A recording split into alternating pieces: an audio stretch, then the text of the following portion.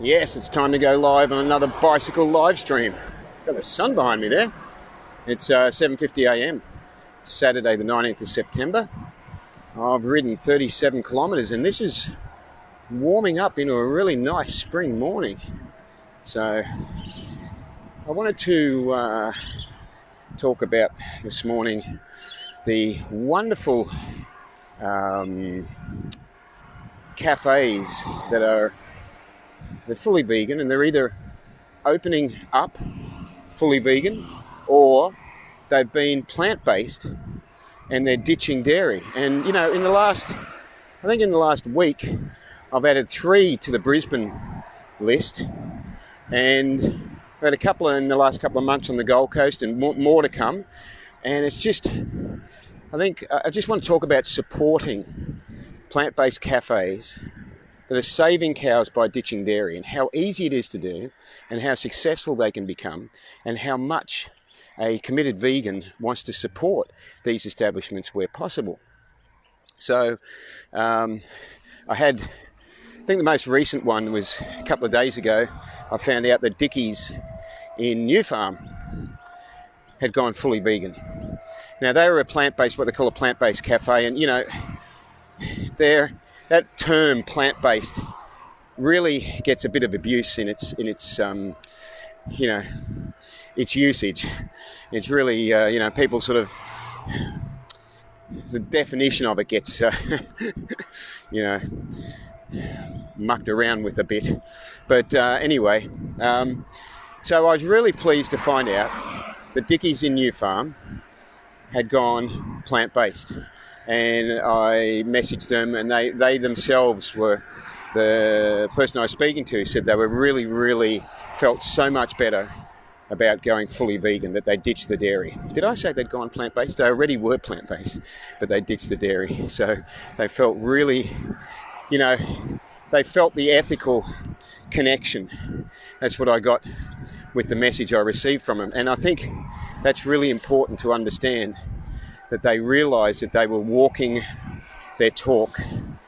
So they ditched. A lot of people didn't realise, just talking about Dickies, a lot of people didn't realise. I've had a few messages from people going, I thought they were fully vegan. It's like, no, they weren't.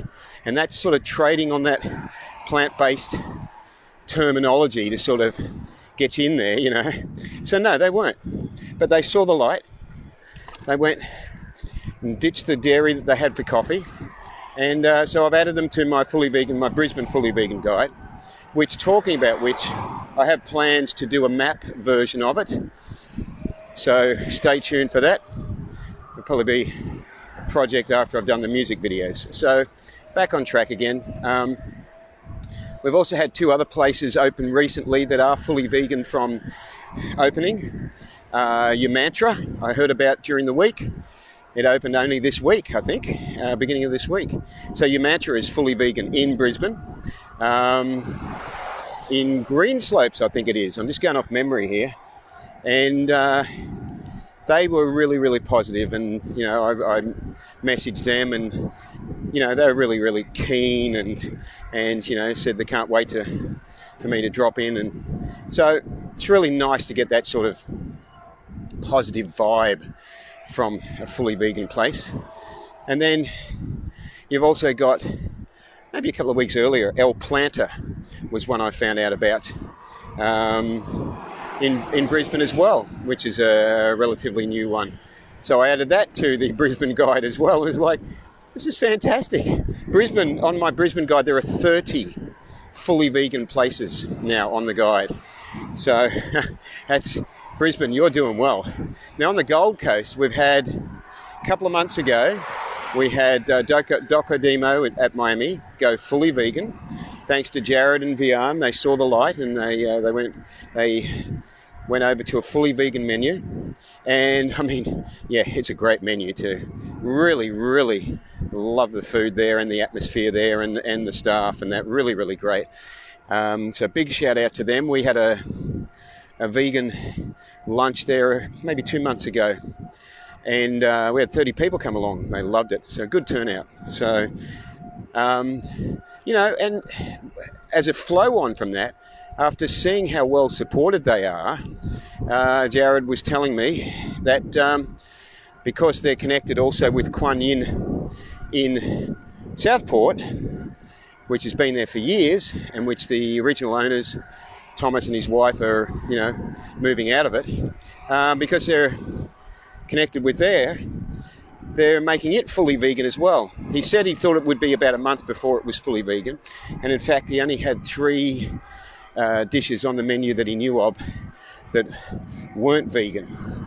So we can look forward to Kuan Yin at Southport going fully vegan soon, and in fact I must message Jared again, find out what the status is on that.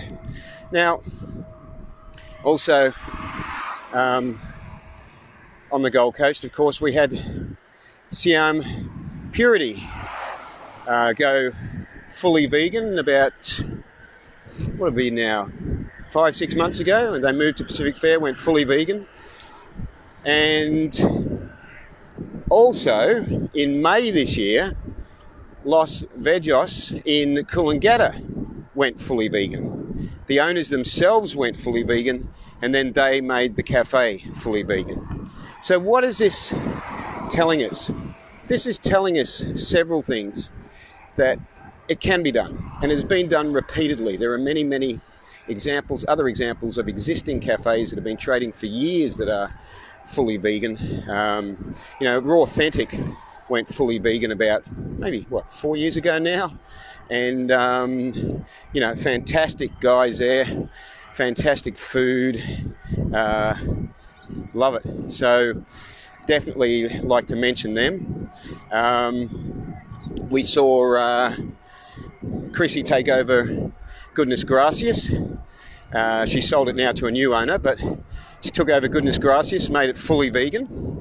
And once again, taking a meat-based place, making it fully vegan. It's like deep respect to anyone doing that, because these are the places, as committed vegans, we should be supporting, because they are in alignment with what we stand for, with our ethics. They are in alignment with not supporting cruelty, with preventing suffering as much as possible, with voting with our dollar. And we have immense, this is the power that we have. Somebody says, what difference can I make? Oh man, you can bring down or prop up a business, and you can do it by your support or your lack of support. You have more power than you realize when it comes to being a customer in relation to a business. And repeatedly we have seen examples of that over the years in other types of business. But at the moment, let's just focus on why it's important to encourage places that still have dairy to ditch the dairy, and why it's important to then support those places.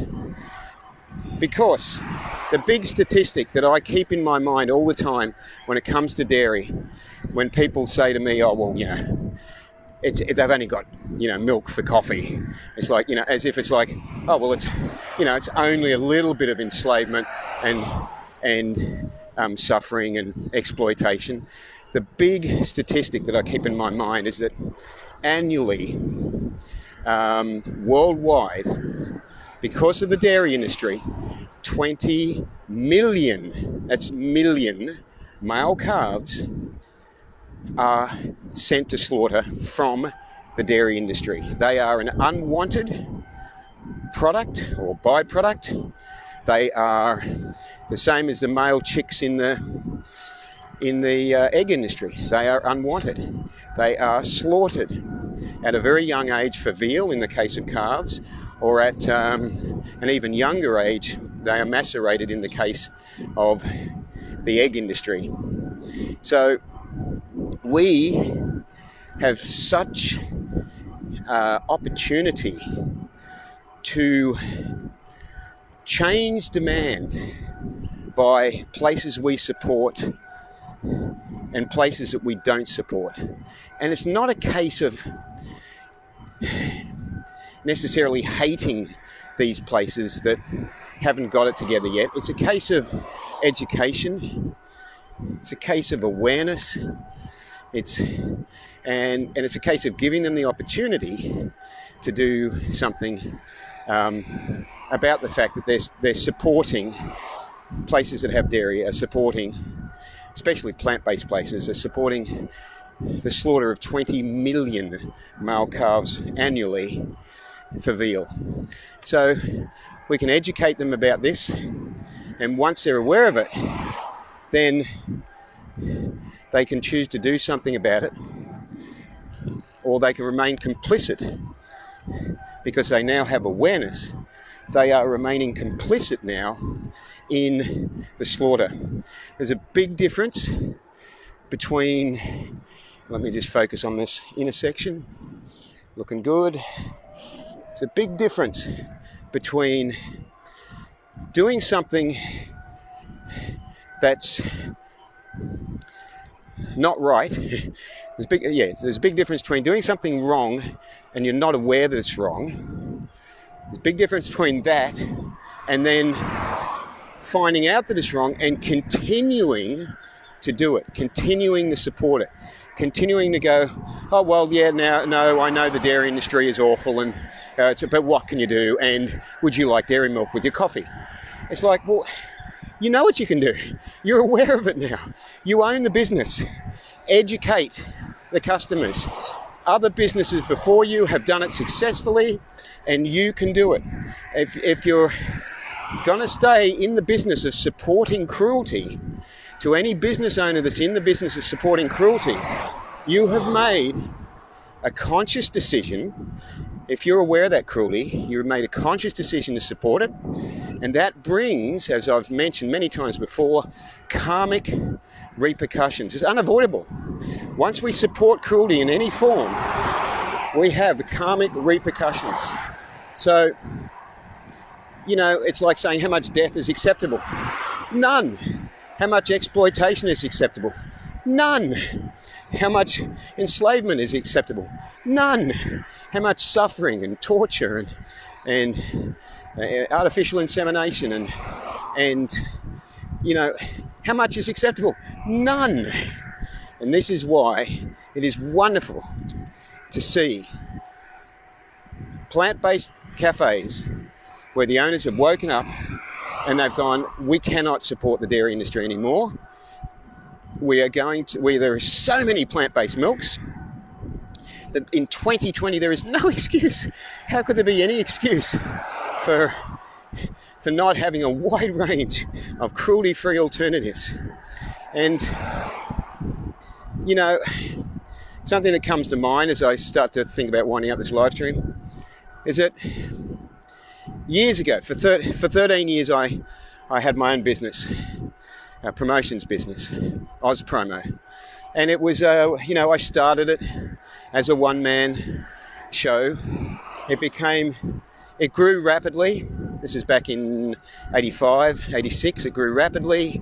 I ended up having a team of 21 people working with me, which was awesome. And it was a very successful promotions business.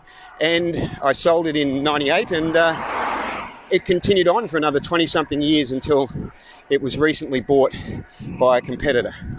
But the point of all that is, in amongst all that story, is that as it grew, initially I was taking on work from any sort of business. And then I had an aha moment one day, and I realised I could not, in good conscience, take on promotional work for businesses that were engaged in suffering. So, we're talking about places that had meat menus and things like that. And so I made I was told by a few advisors at the time, the decision I was making was business suicide, they basically said. I made a decision and I sent out a letter to my clients and said that I could no longer in good faith do promotional work for certain types of businesses.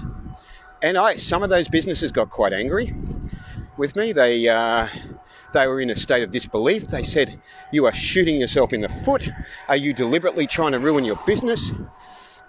You know, it took a bit of courage in a business sense, and bearing in mind that I was responsible for the employment of 20 odd people. It took a bit of courage to make. You know what happened?